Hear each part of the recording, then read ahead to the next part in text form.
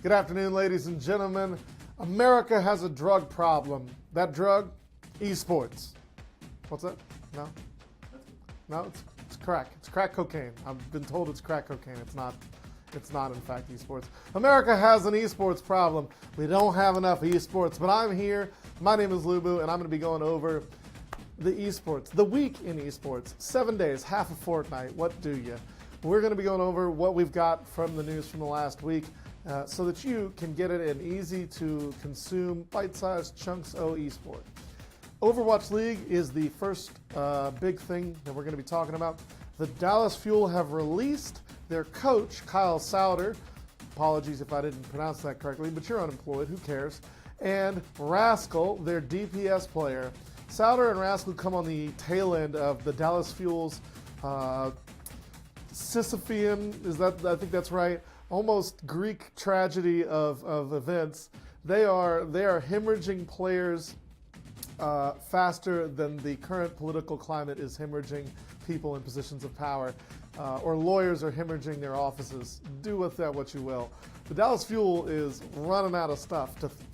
They're running out of people to fire. The spokesman from the Dallas Fuel said, ultimately, while the coach could not have complete control over all of the misfortune that befell him, similar to Bellerophon, the famous hero, at some point they needed some change. They had to do something. They're releasing the DPS player, which is some people think is kind of weird because he's not the worst player, and he's performed and he hasn't had an issue. He hasn't dropped a racial slur on stream yet, God willing.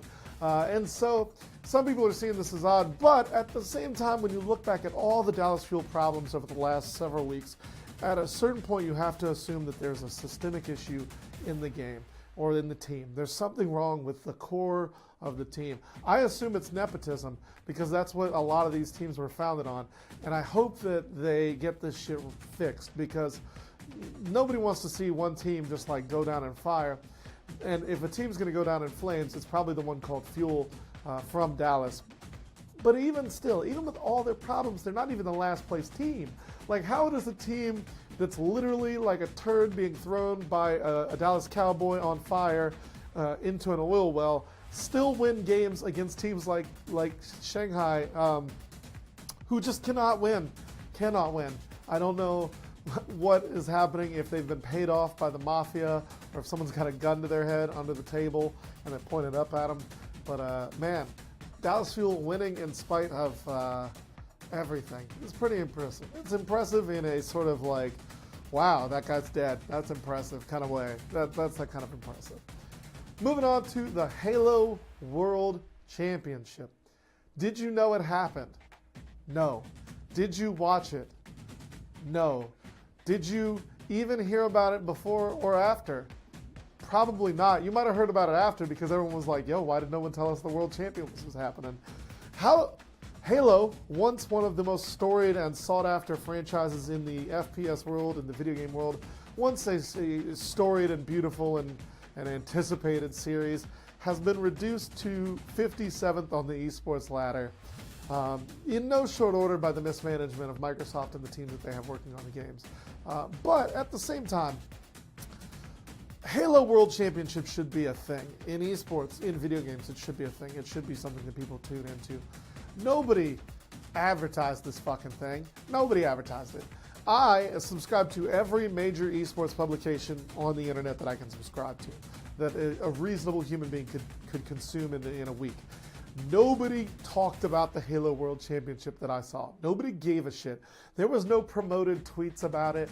There was nothing on my timeline. I follow Major Nelson. That motherfucker wasn't tweeting about it. Where was the advertising for the Halo World Championship? Microsoft is still one of the largest, not just video game companies in the world. They are not short on cash. Microsoft is not a struggling up-and-comer trying to make ends meet. They're not worried about like bottom lines. Where is the advertising for the Halo World Championship? Microsoft has not devoted itself to esports, even if the Xbox One is the platform of esports, wherever the fuck that is and whatever that means. I assume that their E3 presentation this year will be the Xbox. Play a Halo. You know, what is What is going on with the Xbox One? I don't know. The PS4 is what I own. It's a better system. I have no desire to purchase an Xbone because their advertising hasn't appealed to the 34, 35-year-old gamer demographic. Happy birthday to me. And it just doesn't make sense to me. I don't know what's going on. Microsoft, Halo, those are like peanut butter and jelly, and what we're getting is jelly taking peanut butter and making it sleep out back next to a dumpster while it, I don't know, cures malaria or some shit. Where's your esports money, Microsoft? You can't, there's no esports if everyone dies of malaria, right? That analogy works. Moving on to the last topic of the week. Everybody's with me already. Everyone's following, right? Everybody's got this.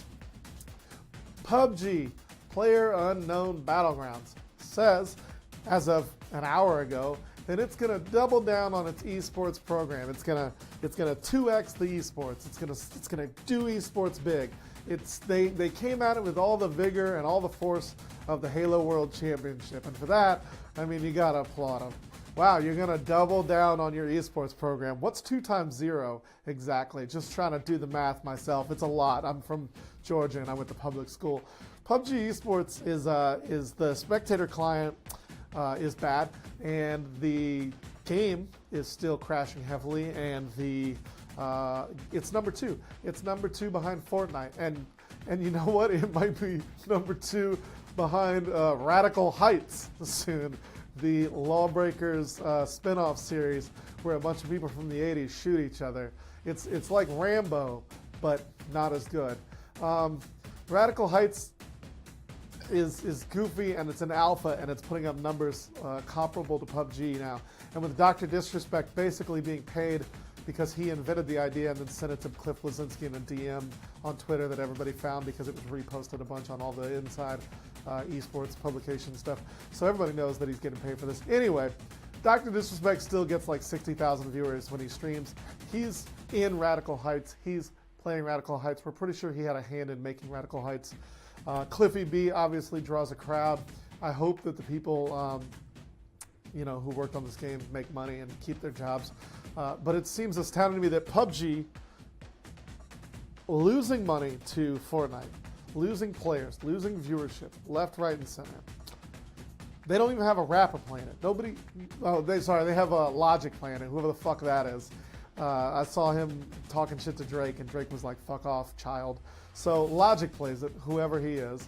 PUBG, why don't you double down on customer service, or strong servers, or a functioning game, or infrastructure, or making new content, or literally any of the 1 million things that people have been complaining about since day one. Why don't you stop making new maps every week and focus on the shit that people have problems with? Why don't you take all that doubling down on esports money that your esports system sucks anyway and put it somewhere valuable right now and then worry about esports later? Because Fortnite's not doing esports and they're making money hand over fist. Radical Heights is showing up and people seem to like it for some reason, and that game's an alpha. So maybe esports isn't your problem. Maybe your problem is that you won't shut the fuck up and listen to the fans and the community when they tell you that there's problems with the game. But just maybe.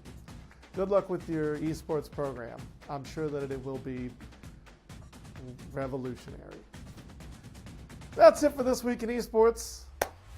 If you have a problem with This Week in Esports, take it up with Jesus. Otherwise, I will see you for next week's Week in Esports. Don't forget to like, subscribe, follow, share, high-five your grandma, and follow me on Twitter at chef_LU_BU. My name is Chef Lubu. Thank you again for This Week in Esports.